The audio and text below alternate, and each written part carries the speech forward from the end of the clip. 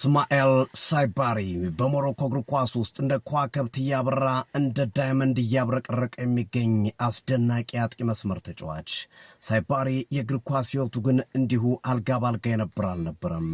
ከውልደቱ ጀምሮ ችግር የነበረበት ነበረም። ሳይባሪ እንኳን እግር ኳስ መጫወት ይቅርና አወላለዱ መራመድ እንኳን የሚችል አልነበረም። ምክንያቱም ሲወለድ ሁለቱ እግሮቹ ታጥፈው ነበርና በኋላ ላይ ግን በሕክምና ባለሙያዎች ከፍተኛ እርዳታና በቀዶ ጥገና እስማኤል ሳይባሪ በልጅነቱ መራመድ የቻለበት ሂደት ተፈጠረ።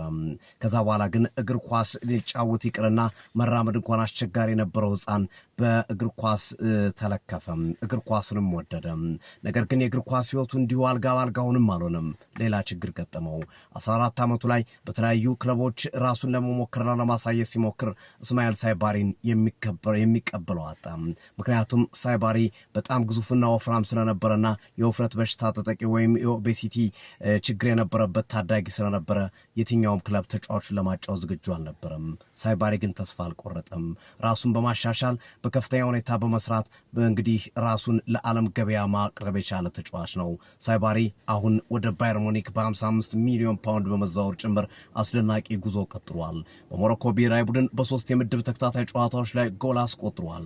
አፍሪካዊ ተጫዋች ነው። በዓለም ዋንጫ ምድብ 3 ተከታታይ ጨዋታዎች ያስቆጠረ ተጫዋችን በመሆን የሴኔጋላዊውን ፓፓ ዲዮፕን ክብረ ወሰን መጋራት ችሏል።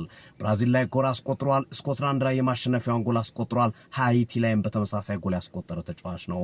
ትናንትና የተከናወነውና ኔዘርላንድን አሸንፈው በመለያ ዓመት ወደ ጥሎ ማለፍ ወይም 16 ውስጥ በገቡበት ጨዋታ የመጨረሻውን ፔናልቲ የመጣው እስማኤል ሳይባሪ ነበረ። ሳይባሪ የእግር ኳስ ሕይወቱ እንዲሁ አልጋ ባልጋው ነው የተገኘ አይደለም። ብዙ መከራዎች፣ ብዙ ፈተናዎች ያለፈበት ነበረ።